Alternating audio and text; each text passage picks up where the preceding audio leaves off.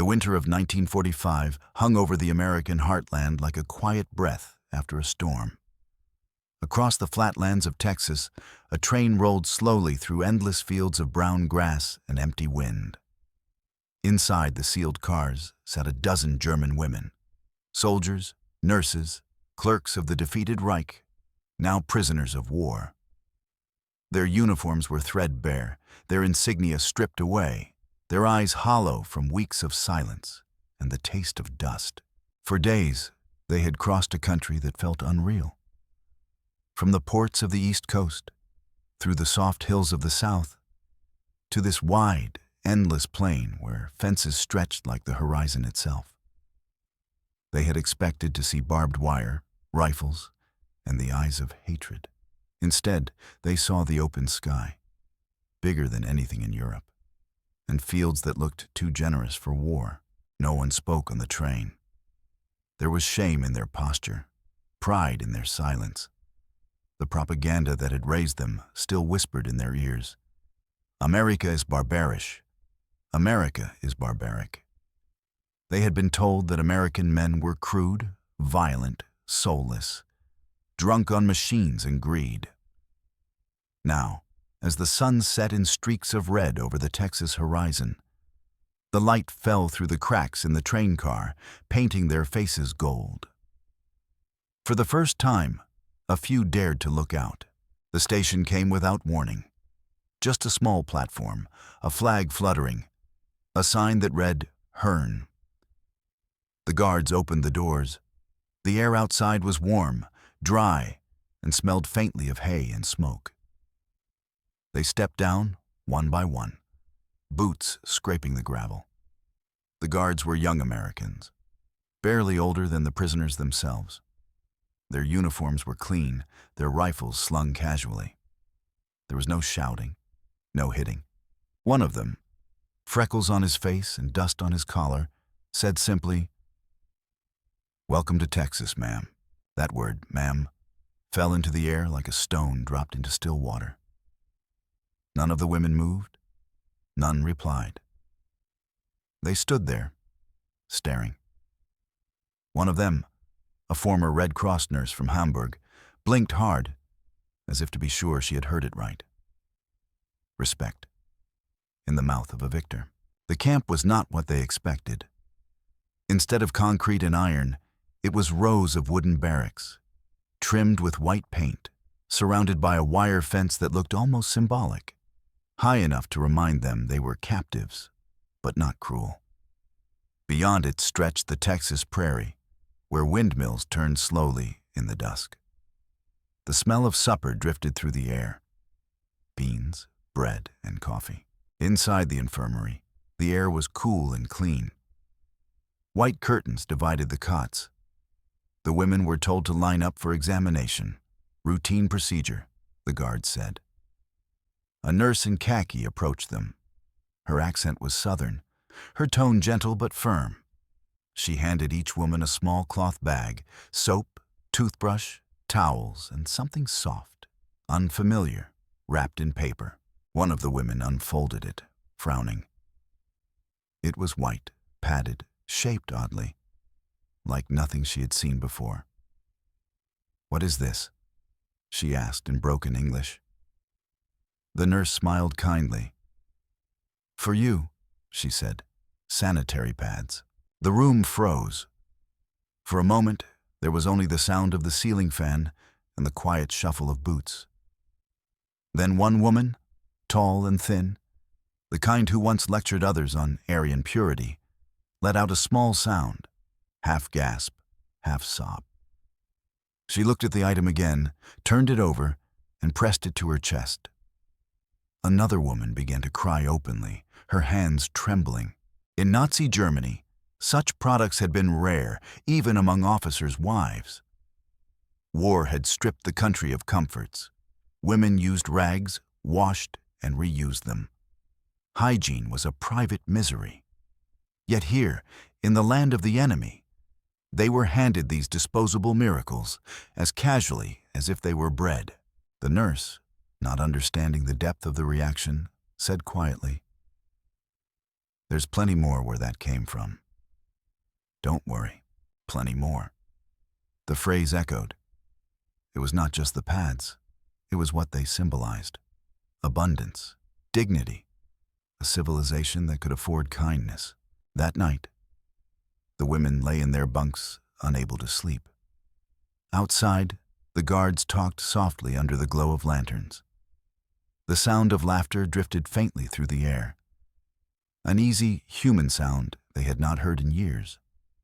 Inside, some of the prisoners wept quietly, not from fear, but from confusion. How could the enemy show such care? How could a nation that had bombed their cities offer them comfort with its hands? One of them, a schoolteacher from Bremen, whispered into the darkness, "Perhaps this is how they conquered us. Not with guns, but with mercy." In another corner, a nurse whispered back, "No, with factories. They can make even compassion by the millions." No one laughed. The thought lingered in the stale air of the barracks. They were realizing something that no propaganda could have prepared them for. That power could exist not in the clenched fist, but in the open hand.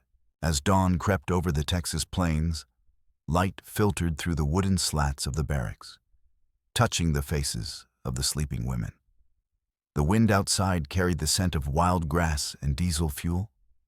Somewhere beyond the fences, a train whistle blew, long and low, like a memory fading into the distance. It was the sound of a world that had ended, and the beginning of something none of them could yet name. The next morning, as the Texas sun painted the prairie gold, the German women lined up for roll call.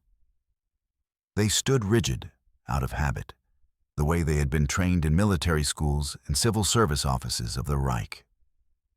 Heels clicked, back straight, eyes forward, even in captivity. Yet something had already shifted beneath their composure. They no longer feared being shot for stepping out of line. No dogs snarled at their feet. No officers screamed. Instead, a sergeant in a faded U.S. uniform read their names in halting German and offered a quiet nod at each one. It felt like a performance without an audience, an old play whose stage had disappeared. Inside the barracks, each woman was assigned a metal-framed cot, a blanket, and a small wooden locker. There was soap, real soap, cut thick like a bar of butter, not the gray lye mix rations they had known in Germany. Alongside it, toothpaste, bandages, and 2 clean white towels, soft as cotton fields. There were no speeches, no punishments, just order, gentle, unwavering. The Americans seemed uninterested in domination. They offered rules, but not fear. This confused them more than cruelty ever could. For the women of Nazi Germany, dignity had come through discipline. Hygiene was sacred, yes, but survival was practical.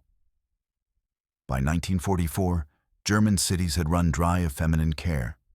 Water was rationed, fuel was reserved for tanks, and women were expected to endure. Blood and pain were seen as strength.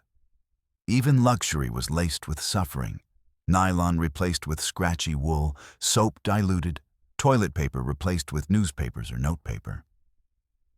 To complain was to betray the national struggle. They had been taught that sacrifice was noble, that discomfort was righteous, and above all, that softness belonged to the weak.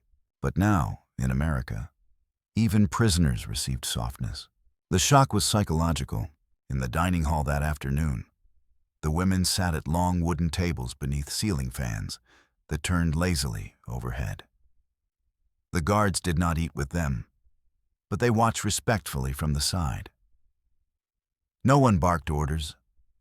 A young corporal, barely out of high school, brought them trays piled with beans, cornbread, cooked carrots, and stewed meat. Another followed with tall glasses of iced tea. Sugar clinging to the sides, condensation glistening in the heat. A nurse walked through the rows, her eyes checking for signs of illness. When she spotted a woman clutching her stomach in discomfort, she knelt beside her. pressing a hand to her forehead. "You need rest," the nurse said, and signaled for her to be escorted gently back to the infirmary. To be tended to like this, by the enemy, was too much. The woman broke down. The tears came fast, hot, unstoppable. She shook her head, muttering, "Ich bin fined. Ich bin fined. I am the enemy. I am the enemy." The nurse didn't understand the words, but she put her hand on the woman's shoulder and said, "Not here, you're not." That sentence lingered long after the nurse left. Not here, you're not. What was this place? Camp Hearne was just one of 511 POW camps scattered across the United States.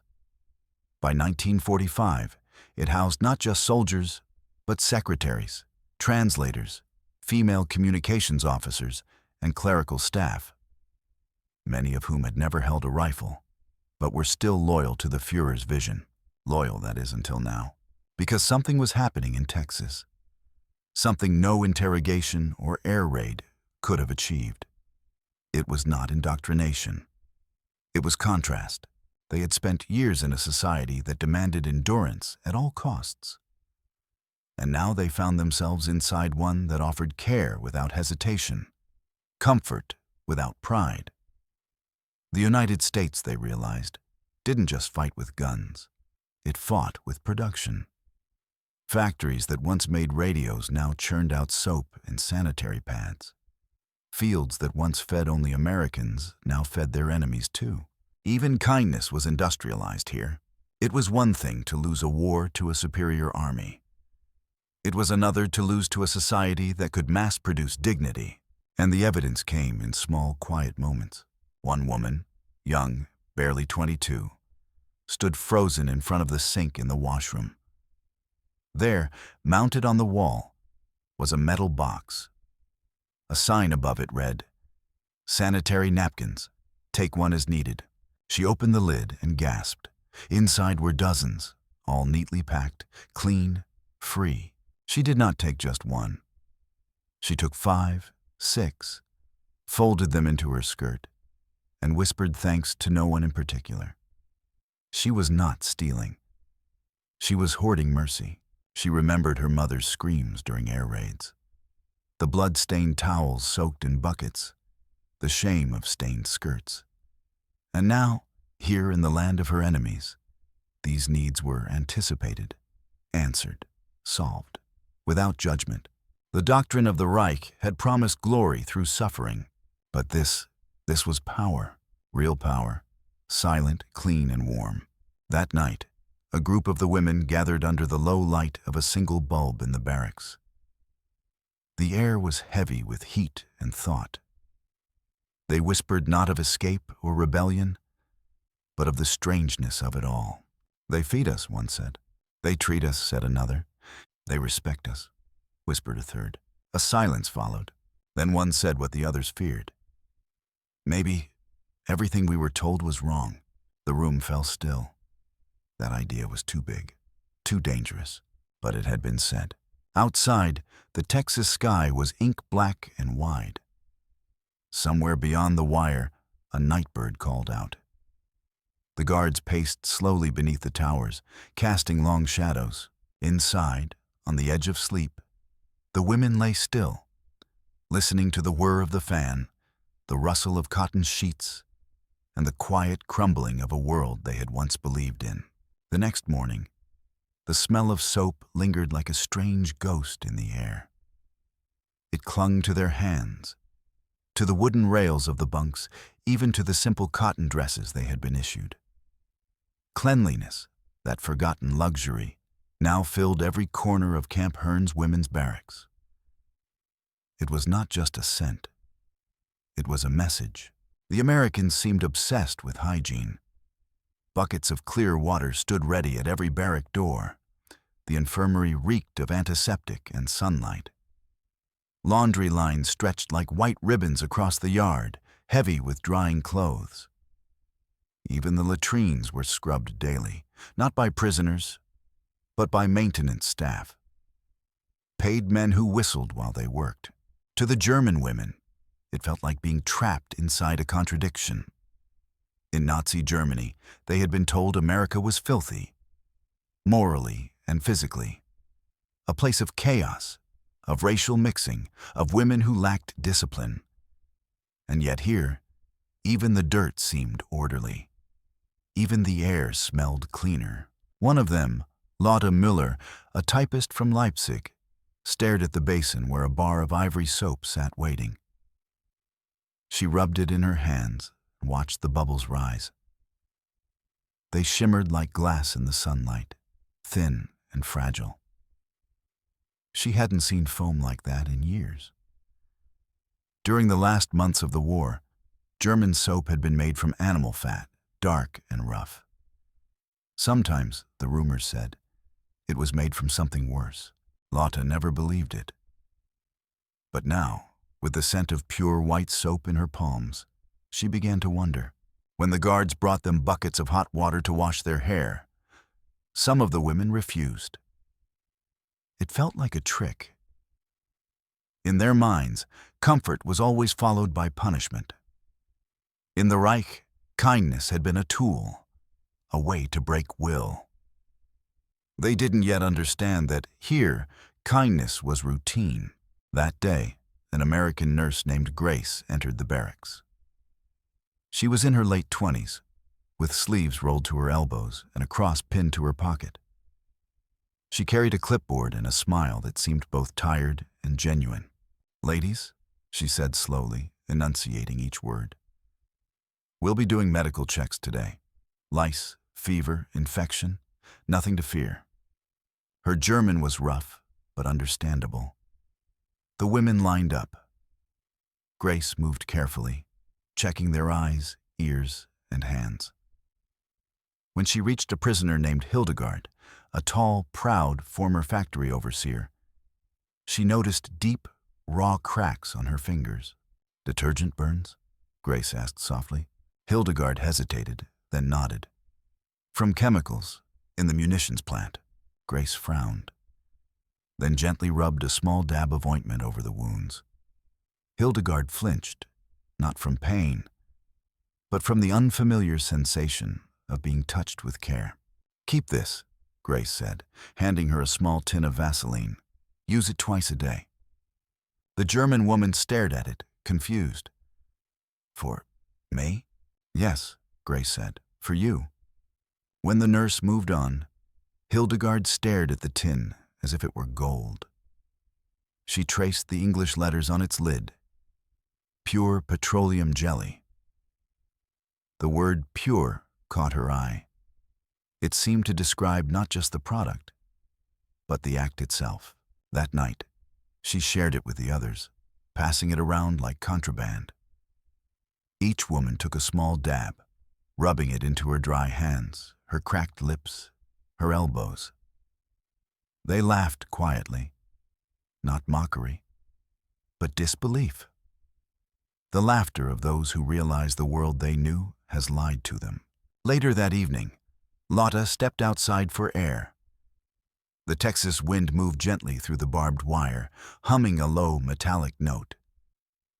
Across the camp, floodlights glowed softly, not blinding, not harsh, but protective. She could see the silhouettes of guards talking, smoking, leaning casually against fences. There was no hatred in their stance, no contempt. In the distance, she saw the nurse again. Grace sitting on a step, writing in a notebook under the lamplight. Lotte wondered what she wrote, reports, lists, or maybe thoughts about them. The German women behind the wire. The prairie was quiet, except for the rhythmic chirp of crickets and the faint hum of an engine somewhere beyond the camp. The air smelled faintly of soap, hay, and gasoline. The scent of a nation that had mastered both machinery and mercy. Lotte whispered into the darkness. "If this is defeat, it smells better than victory." The others didn't hear her. They were inside, folding towels, mending seams, or simply sitting still, hands idle for the first time in years. Days turned into weeks. The routine of Camp Hearne settled over them like a strange kind of peace. Breakfast came at the same hour. Mail was delivered, censored but regular. Medical inspections were frequent. The guards were firm but not cruel. And with each passing day, the women grew quieter. Not out of fear, but reflection. Their thoughts began to drift backward, to the bombed streets of Cologne, the ration lines, the endless propaganda posters that told them how superior they were. And then they would look around, at the clean sheets, the endless supplies of soap, the sanitary pads stocked in every barrack bathroom, and feel the bitter taste of irony. The Reich had promised greatness. America delivered comfort. Slowly, they began to understand what the war had truly been about. Not just territory or ideology, but the soul of modern life. Who could create a world that treated even its prisoners with humanity? At dusk, as the camp lights flickered on, Grace passed by the fence again, humming softly, her steps light on the gravel. The women watched her through the wire, her shadow stretching long in the amber glow. No words were spoken. But something unspoken moved through them. A quiet understanding that this woman, this nurse with gentle eyes and American steel in her posture, represented something far greater than she knew. And for the first time, the prisoners felt not humiliation, but longing, not to escape, not to fight, but to be worthy of a world that could smell this clean. By the third week at Camp Hearne, something intangible had begun to unravel inside the German women. Not their routines, but their beliefs. It didn't break all at once. Ideologies rarely do. They unravel in silence, from within, like a fraying thread in a tightly woven flag. The first tears didn't come from interrogation or accusation. They came from silence, from routine, from the relentless contrast between what they had been taught and what they now saw each day. Every morning, the bugle would sound across the camp, low, steady, not angry. They would rise, wash their faces in clean basins, and eat quietly in the mess hall. American guards served their meals without disdain. Nurses checked their health with unforced kindness, and no matter how the prisoners responded, with icy glares, stiff posture, or muttered German contempt, the Americans remained unshaken. It was maddening. Helga Brandt, once a proud member of the Nazi Party's Women's League, felt it first. Her sense of self had always been anchored to duty, to a belief in German supremacy, in racial order, in sacrifice for the fatherland. She had volunteered for clerical work in the Luftwaffe and had worn her uniform with pride, even when the sirens wailed over Berlin. Now in Texas, she felt irrelevant. The Americans didn't hate her. They didn't fear her. They didn't even need her. They just treated her like a human being, and that shook her more than any Allied bomb. One afternoon, she was called to help unload crates of supplies for the infirmary: soap, cotton, iodine, pads. The nurse in charge, Grace, handed her a clipboard. "I was told you're organized," Grace said. "Can you check off inventory as we go?" Helga stared at her, confused. "You trust me?" Grace raised an eyebrow. "You're literate, right?" Helga nodded slowly. "Then I trust your handwriting." It wasn't forgiveness. It wasn't friendship. It was worse. It was normalcy. And in that moment, Helga realized she had been raised in a world where women gained power only by serving men. Whether in factories, offices, or childbearing halls. But here, American women ran the camp infirmary, filed the reports, distributed the medicine, issued orders. They didn't scream. They didn't flinch. And they didn't wait for approval. This was not just the defeat of Germany's armies. This was the quiet conquest of a different kind of womanhood. That night, Helga sat at the edge of her bunk and looked at her hands. They were clean. She could smell the lemon-scented lotion she had been given. On the table beside her lay a small notebook, blank pages, provided by the camp. She hadn't written for herself in years. She opened it. Her hand hesitated above the page, as if afraid of what might come out. Then, slowly, she wrote in careful German cursive, "The Reich taught us we were superior. But superiority should not be so easily humbled by soap, by medicine, by kindness. Or perhaps it was never real." She closed the notebook, heart pounding. 2 bunks away, Anna Weber, once a translator for the foreign ministry, was staring at the ceiling. She had heard the rumors that the American Red Cross had fed prisoners during the early bombings, that General Eisenhower had personally ordered humane treatment for Axis soldiers, that some guards in other camps even played music for their captives. Propaganda had painted the Americans as savages. But Anna now wondered, if the enemy shows more mercy than your leaders ever did, who truly lost the war? In the following days, something extraordinary began to take shape. The women asked for more books. They started requesting English dictionaries. Some even joined informal classes run by American volunteers, learning grammar, pronunciation, conversation. The guards joked, but never mocked. The nurses helped with pronunciation. Grace smiled as one woman tried to say dignity, and instead whispered, "Dig City." They laughed together. It was, in many ways, the first real education some of these women had ever received. Not in the rote slogans of the Reich, but in language, logic, and the unspoken etiquette of democracy. And still, the camp remained a prison. The fences still stood. Freedom was not theirs, but dignity. Dignity was being returned piece by piece. The act of being clean, the chance to speak freely, the ability to sit in silence without fear of being reported. Even menstruation, once a monthly humiliation under the Reich, became manageable, unspoken, dignified. Sanitary pads were restocked weekly. There was no rationing, no shaming. It was such a simple thing. Yet for women who had once wrapped rags around themselves and washed them in bomb crater water, it was everything. One night, a storm rolled over the Texas sky.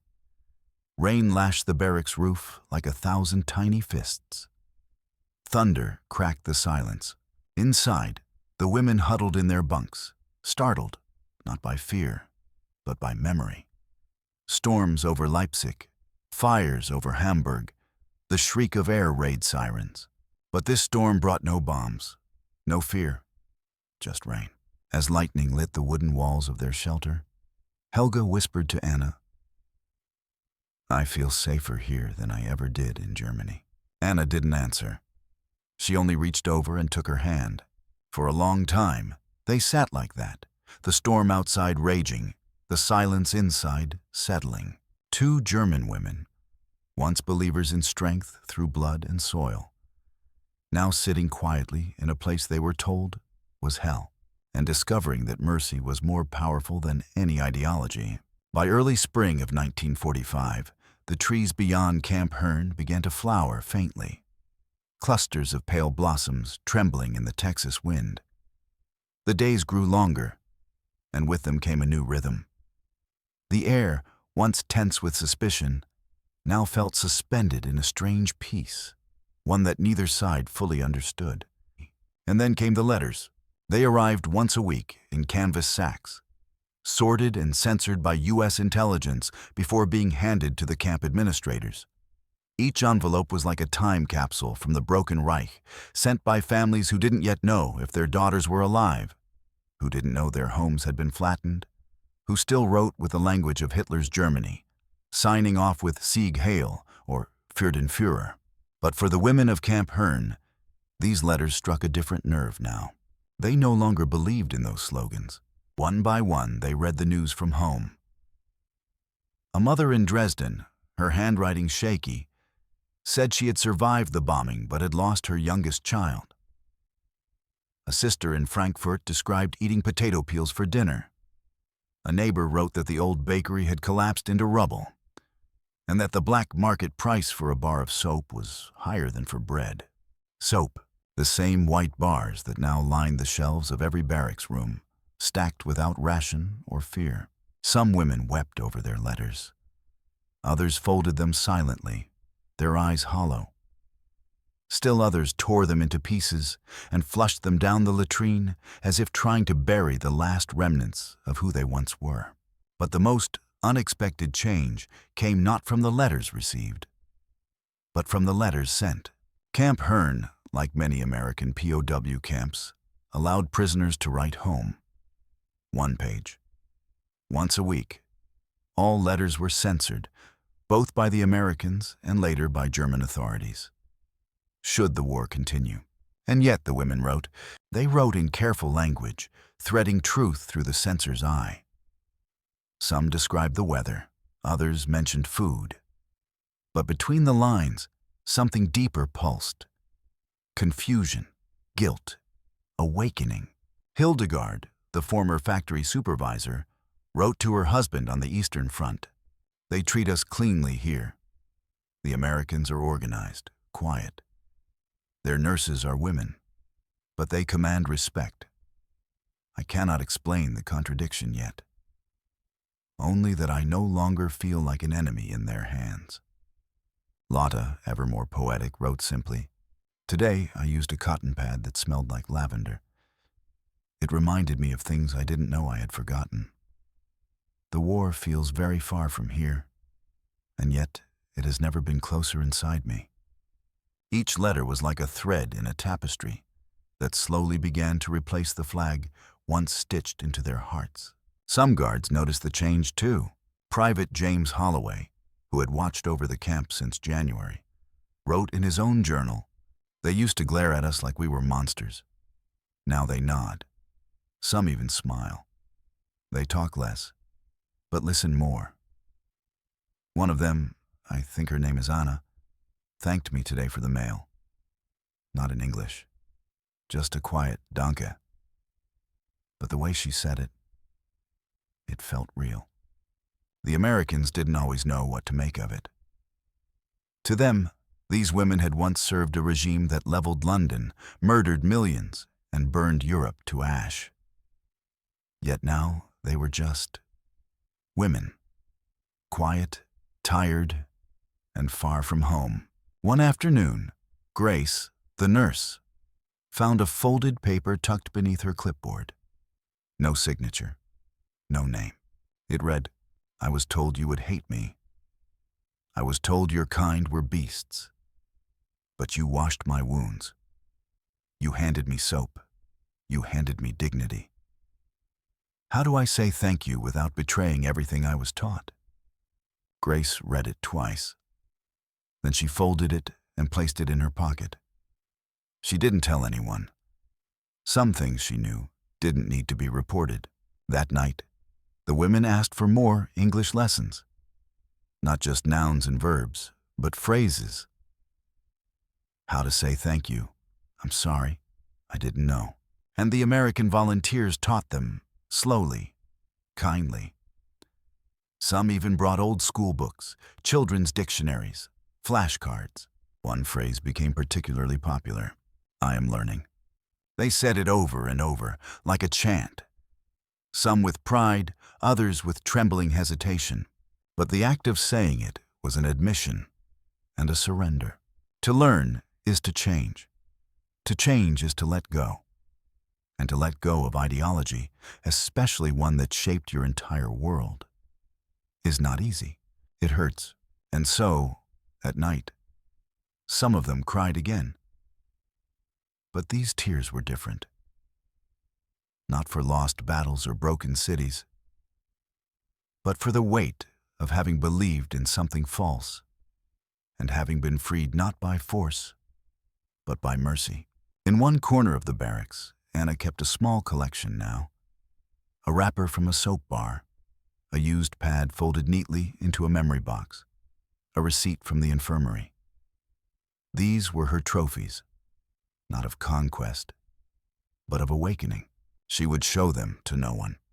But in the quiet hours before dawn, she would open the box, run her fingers along the folded paper, and whisper, "We lost the war long before the Allies arrived. We lost it the moment we forgot how to care for the weak. Outside, the Texas wind moved through the fences like a lullaby. The crickets chirped, the lights dimmed, and somewhere between barbed wire and forgetfulness, a new kind of woman was beginning to emerge. Not shaped by the Reich, but by what it had never understood, that strength is not forged through fear, but through compassion. Camp Hearne's rhythms settled into a quiet hum. Days unfolded in even, repetitive beats. Roll call, meals, inspection, chores, rest. But beneath this gentle routine, a transformation was deepening. It wasn't marked by drama or ceremony. It came through soap and hot water, cotton pads and cotton sheets, through clean hands, through warm food.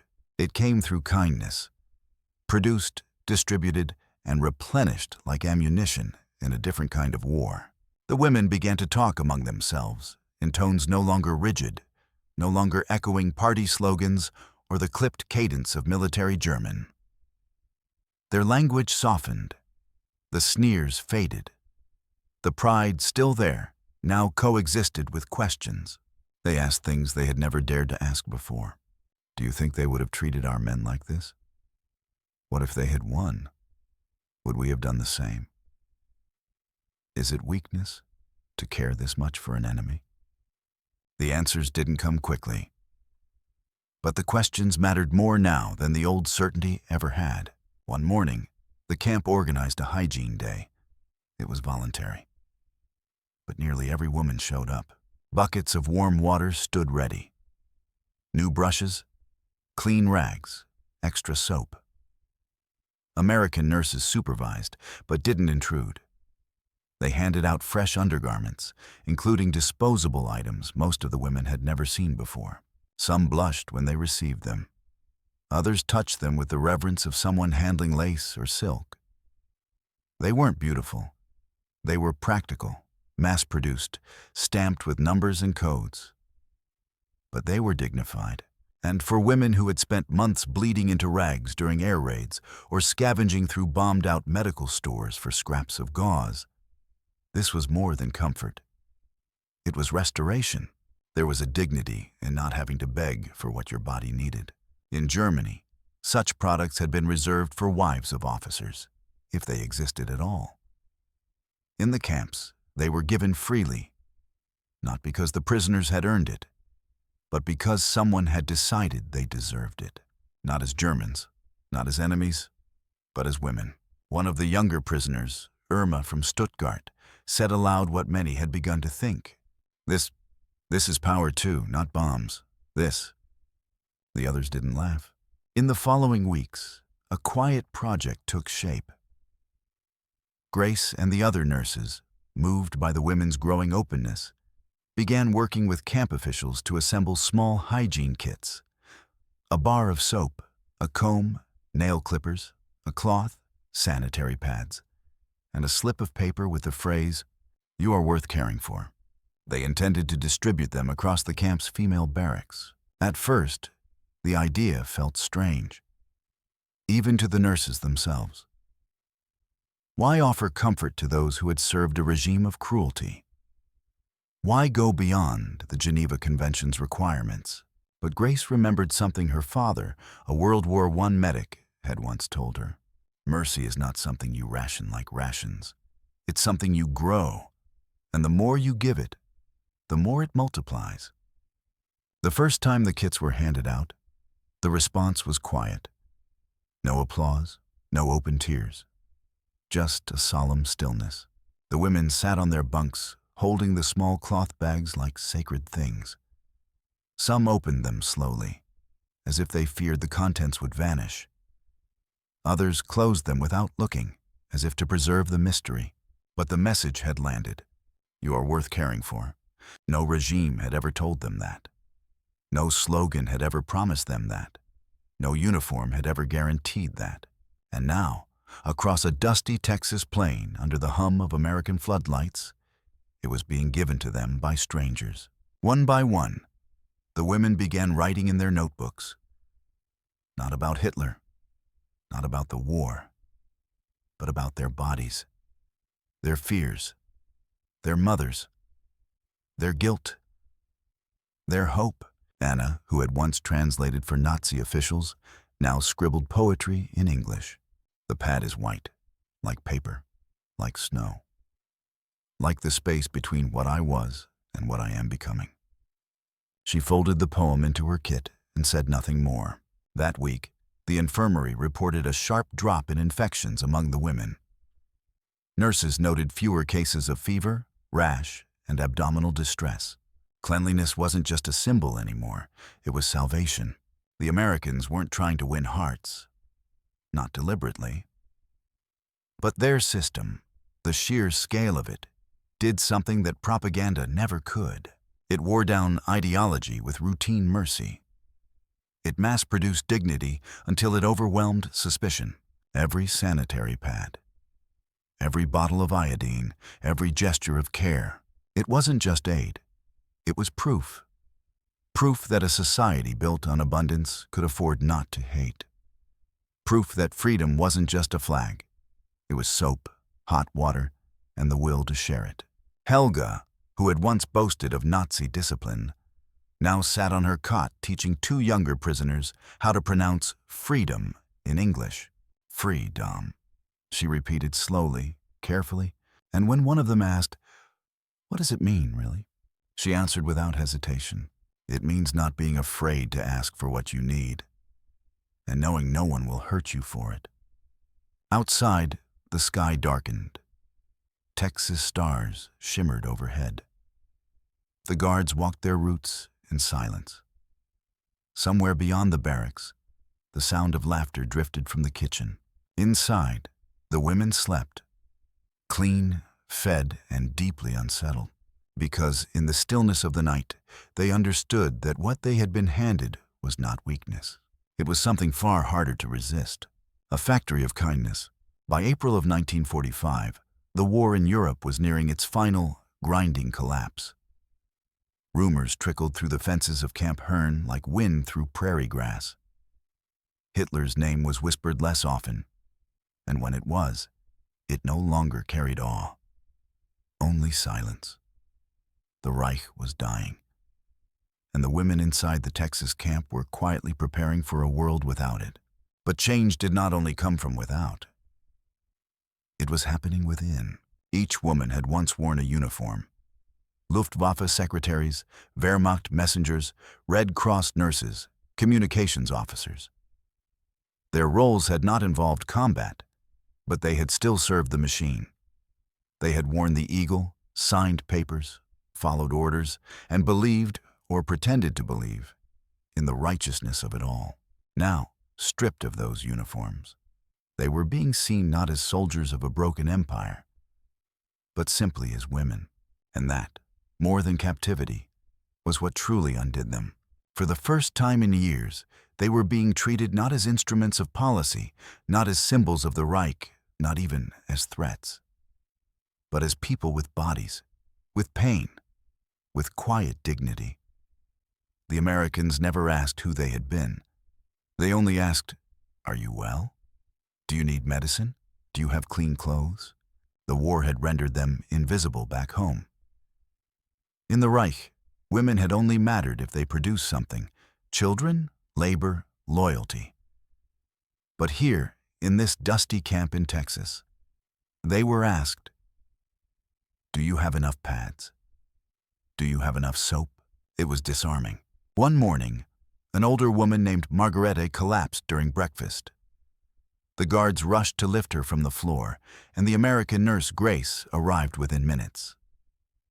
She checked the woman's pulse, wrapped her in a blanket, and carried her, yes, carried her, to the infirmary.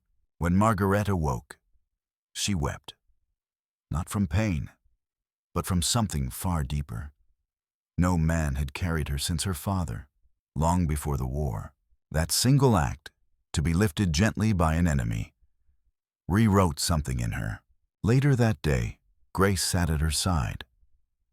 Margarete stared at the nurse's hands, small, freckled, with short, clean nails. "You're younger than my daughter," she said softly in German. Grace didn't understand. But she smiled and squeezed her hand.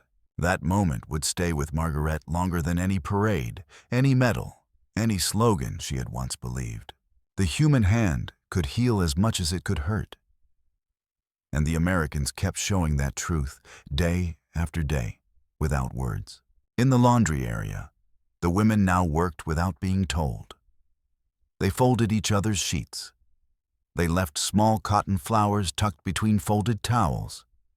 They shared spare sanitary pads like rations, no longer hoarding, but offering. When a new transport of women arrived from another camp in Arizona, ragged, frightened, brittle, the Hearne prisoners greeted them with clean clothes, water, and soap. No one had instructed them to do it. They had simply learned it. Some guards noticed. One wrote in his journal, "They're not prisoners anymore, not in the way they were. They help each other. They don't look afraid. I think they're finding something here we didn't mean to give them. Maybe freedom of the soul." In one of the English classes, the women practiced new phrases. What do you need? Do you feel okay? Would you like some help? Simple sentences, but layered with meaning. Helga, once the loudest believer in German pride, now corrected others gently when they mispronounced please or thank you. Lauda, the quiet poet, started drawing pictures of birds, always outside the wire, always flying. And Anna, who had once translated speeches about Aryan destiny, now wrote letters not to the party, but to her sister, asking about the children and including drawings of the camp's wildflowers. There was one flower, bluebonnet, that fascinated them most. It bloomed wildly outside the fence, despite the dust and heat. The women gave it a nickname in German, Freiheitsblume, the flower of freedom. They began pressing them between pages of their notebooks. They kept them hidden like tokens, not of escape, but of survival. One woman, Elise, took an unused sanitary pad and stitched the outline of a bluebonnet into the cotton. It was crude, but the others gasped when they saw it. A pad, once the symbol of shame, hidden and whispered, had become a canvas. She passed it around the barracks like a prayer flag. "This is who we are now," she said. "Not soldiers, not followers, not victims. Women alive." By nightfall, the embroidered pad was pinned quietly on the wall above the stove. No one spoke of it aloud, but each woman, in her own time, stood before it. Like before an altar, some crossed themselves, others closed their eyes. Outside, the Texas wind howled gently against the wire, but it no longer sounded like a barrier. The Reich had promised them honor through obedience, but it had taken defeat. Soap, cotton, and a nurse's freckled hand to show them the truth. Honor was not in serving power. It was in reclaiming tenderness. May arrived with heat.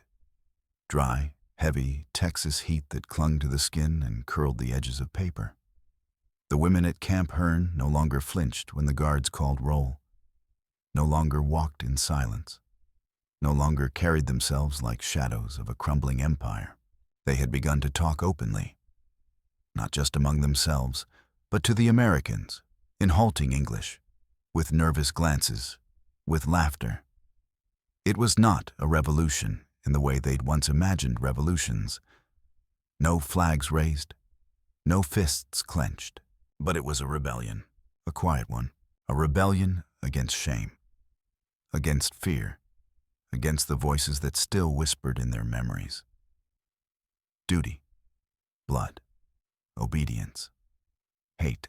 Each day, they defied those voices simply by caring for one another. And the symbol of that defiance was not a rifle, not a torch, not a swastika torn down. It was a sanitary pad, a thing once hidden in sleeves or tucked beneath skirts in shame. Now folded with care, stitched with flowers, passed like an offering. For the women of Camp Hearne, hygiene was no longer routine. It was reclamation. It began with simple acts. 2 younger women started keeping count of the pad supply and asked Grace if they could help distribute them. They made bundles. 3 for each woman, wrapped with a note in English and German. You are seen. They left them on beds, on cots where new arrivals slept, on bunks where older women lay ill and didn't ask. And the change rippled outward. They taught each other how to wash more thoroughly, how to boil water properly when the sun couldn't do the work. They cut up old undershirts into soft cloths for those who bled heavier than others. They asked Grace for more antiseptic and taught themselves to apply it gently, without waste. They became nurses without training, caretakers without command. And perhaps most strikingly, they began to speak of their bodies, not with embarrassment, but with truth. I bled through last night. My stomach cramps before the moon is full. My back hurts when I lie on the wood. It was the first time many of them had ever named these things aloud. The Reich had trained them to endure pain without voice. Womanhood had been defined only by how many children you could bear, how well you could serve the fatherland. But here, with soap and pads and privacy, they began to understand. They were not just functions. They were not just vessels. They were human beings with cycles, with needs, with stories. Anna, always quiet, always writing, pinned a new poem above her bed, scrawled in uneven English. You called us enemy, but you gave us clean water. You called us danger, but you gave us soft cloth. You did not ask if we were sorry. You only asked if we were in pain. The guards read it and said nothing. But one of them, a boy from Kentucky, tore a sheet from his pocket notebook and wrote beneath it, "Pain speaks no language, but kindness does." He left it on her cot. She never saw who wrote it. But she folded the note and tucked it under her pillow like a prayer. Meanwhile, the outside world continued to collapse. Berlin had fallen. Hitler was dead. The Reich had become a ruin whispered about in past tense. And yet, in this Texas camp, far from the rubble, far from the flags and fire, the Reich was still dying, in a different way, not with gunfire, but with softness, with cotton, with clean hands. One day, an American officer arrived with news. The war in Europe was officially over. Some of the women cried. Not because they mourned Germany, but because they didn't know what would become of them now. Would they be shipped home to ruins? Would they be punished for having survived too well in enemy hands? Would they be seen as traitors for having changed? Helga asked Grace in broken English, "Will we be sent away now?" Grace paused, then said something the women had not expected. "We'll help you find where you belong, not just send you away." That word, belong, unlocked something. For the first time in years, the women realized. Maybe they could belong somewhere, not defined by uniforms or ideology. Maybe home could be rebuilt not with bricks, but with new ways of seeing the world. That evening, as dusk rolled in, and the blue bonnets glowed faint in the fading light, the women gathered without instruction. Someone had brought out the stitched pad, the one with the flower design. They placed it on the mess table. Beside it, they placed a second one, this one unmarked, plain, simple, and then a third with the word Frieden, peace, stitched in red thread. By the end of the week, there were dozens, an altar of care, of rebellion, of healing. They did not need sermons or songs. Only the knowledge that even after all they had seen, they still had the ability to create something kind, and in that, they were free. Freedom did not come with the opening of the gates. Not yet. Repatriation would take months. There were forms to fill, governments to stabilize, rail lines to rebuild across a scorched continent. But something far more important had already happened inside Camp Hearne. The Reich had lost its grip on their hearts. What no bomb could destroy, and no interrogation could pry loose, had been undone by warmth, hygiene, and the unrelenting decency of strangers. The ideology that once made them feel powerful now seemed childish. It had promised greatness, but starved their dignity. It had taught them silence was strength, that blood made them pure, and that softness was shame. But here, in the unlikely sanctuary of an enemy prison camp in Texas, they had discovered a deeper truth. Tenderness was not weakness. It was survival. Care was not submission. It was courage. And above all, cleanliness was not luxury. It was love made practical. For the first time, they were no longer ashamed of their womanhood. They embraced it. They spoke of it. They looked after it, together. The sanitary pad, once a symbol of what the Reich ignored, ridiculed, or suppressed, had become their quiet flag of resistance. Each one folded, each one shared, each one embroidered, a reminder that their bodies were not shameful, not invisible, not secondary to the war machines that once consumed them. When the Americans noticed the embroidered pads pinned across the barracks, they didn't laugh. They didn't ask questions. They only offered more thread, more cloth, more time. And the women kept stitching. Names, dates, simple prayers, tiny bluebonnets, even the word Danke in pink thread. Each pad became a story, not of blood, but of rebirth. The American guards, many of them just boys from Tennessee, Ohio, or Kansas, began treating these creations like holy things. They walked past them silently, hats in hand. One even built a small wooden frame to protect a particularly detailed piece from dust. Without knowing it, the women had created a museum of the invisible, of the things men in power had never wanted to see, of cycles and sacrifice, of shame turned sacred, of survival through softness. And through it all, the camp kept moving. Meals, roll calls, letters home. But now, the letters said different things. Anna wrote, "The world they built for us is gone. I do not want it back. I would rather live in a country that gives soap to its prisoners than one that demands loyalty without mercy." Lotta wrote to her cousin in Hamburg, "I bled this month, and it did not hurt my dignity. The Americans gave me cloth, water, and silence. That is more than our own country ever offered." The women now spoke of home with caution, not longing, because they knew that what awaited them in the fatherland was not the same world they had left. Germany was ash, its leaders dead or fleeing, its lies exposed. And yet, in a twist of history no one had predicted, it was in captivity that these women had reclaimed their liberty, because America had not conquered them with tanks. It had dismantled them with kindness engineered at scale. They could not stop talking about it. "This country made 4 billion pads a year," said Helga one morning, reading a magazine scrap left behind in the mess. 4 billion, enough for every woman, even prisoners. "No country at war does that," Anna said, "unless it believes women matter, even when they bleed."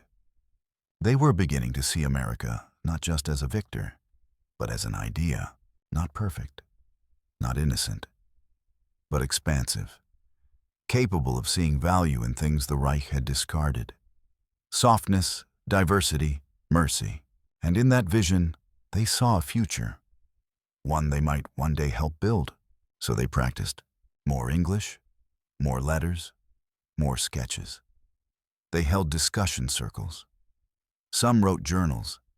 Others asked Grace to explain the word vote. "What does it mean?" one asked. "It means you choose who leads you," Grace replied. The women fell silent. In their entire lives, they had never done that.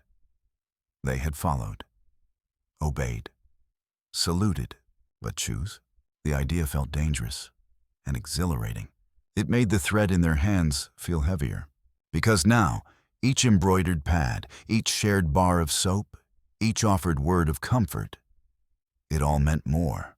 It meant they were no longer waiting to be saved. They were already saving each other. Outside, the heat pressed against the wire fences.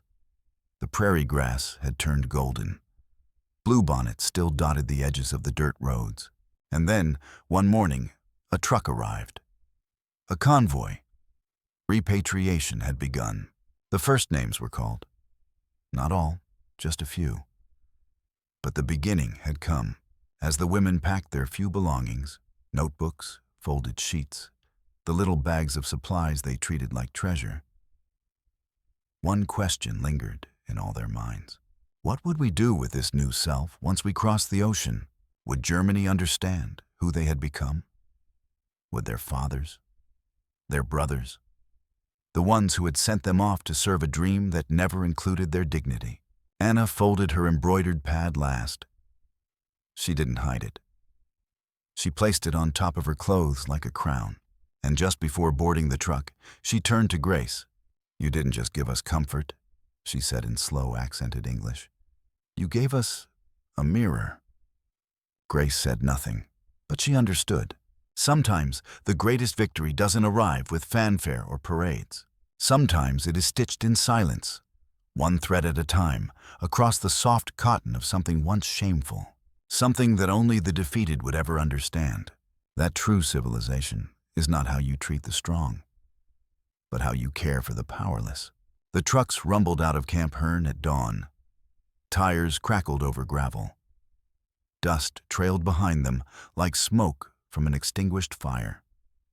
Inside, the German women sat quietly on wooden benches, their hands folded over their knees or gripping the edges of small canvas duffel bags. None of them looked back at the barracks, but all of them felt it, like a ghost still resting in the air.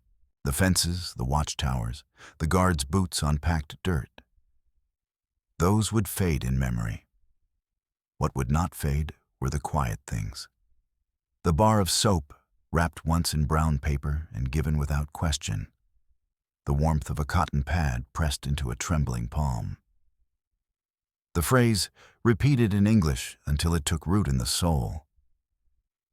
"You are worth caring for." That stayed. That changed everything. They passed through towns on the way to the port. American towns, ordinary and vibrant in ways that felt almost alien. Children ran barefoot through grassy yards. Women carried sacks of groceries, pushing baby strollers across wide sidewalks. Boys sat on porches, tuning radios. There were no craters, no rubble, no fear. In Germany, they had learned to flinch at every sound.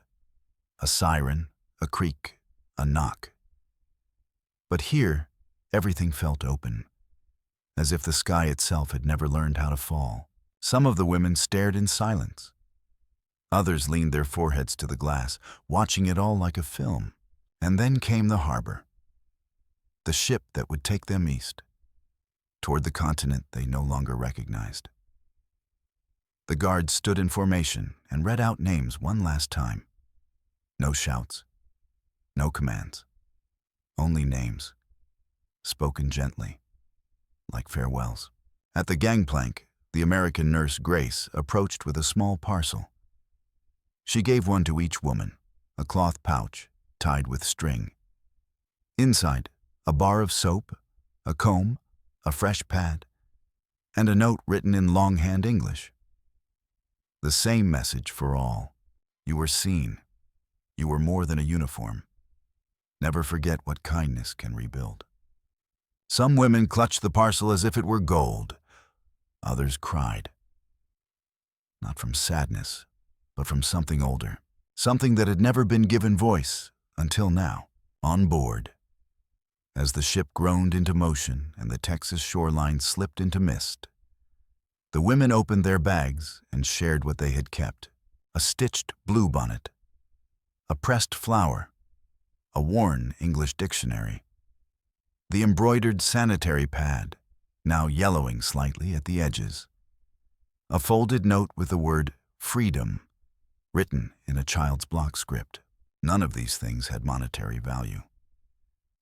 But they were heavier than any weapon they had ever carried, because they were symbols of who they had become. Lotte, the poet, wrote in her journal that night, "The Reich gave us iron and fire, but the Americans gave us soap and silence. And it is the silence I will remember most. The silence of being treated gently, even when I did not deserve it." When they arrived in Germany, they found a land unfamiliar. Bombed cities, burned forests, roads choked with rubble and the lost. The old houses were skeletons. The institutions were shadows. The uniforms were gone, scattered like dead leaves. And yet, the women had returned not as ghosts, but as witnesses. They spoke softly, not with shame, but with clarity. They told their sisters and mothers about a camp in Texas, about hot water, about American nurses who spoke with kindness, about a strange invention, a disposable pad, offered freely and without embarrassment. Some listeners wept, others stared. A few, bitter with grief, called them traitors for speaking well of the enemy. But the seed had been planted, and over time, as Germany staggered into democracy, into reconstruction, into reflection, those seeds took root. The women of Camp Hearne became nurses, teachers, writers. One worked for the new Bundestag's Department on Women's Health. Another helped draft post-war hygiene standards for schools. Several volunteered with refugee aid groups, passing out clean garments and soap to the displaced, just as they had once received. And quietly, year by year, the shame around their bodies began to dissolve, because they had touched something sacred. And once touched, it could not be untouched. In a Berlin apartment, Anna kept the embroidered pad framed on her wall. In Munich, Helga taught a course on dignity in wartime. In Bremen, Margaret founded a clinic where women received free sanitary care. None of this made headlines, but all of it mattered. Because long after the flags had fallen and the generals had died, the war lived on. Not in museums, but in the minds of those who had survived it in the softest way. By learning how to be cared for. By learning how to care in return. Not one of them ever forgot Camp Hearne. Not for the fences, not for the rules, but for what it taught them in the quiet moments, when the world they had once served was crumbling, and the world they might help build was still being born. In those moments, there had been soap, there had been clean water, there had been silence, and there had been mercy. And in the center of it all, folded in linen, stitched in thread, passed from hand to trembling hand, was the softest, strangest thing they had ever carried home. A pad, a symbol, a beginning.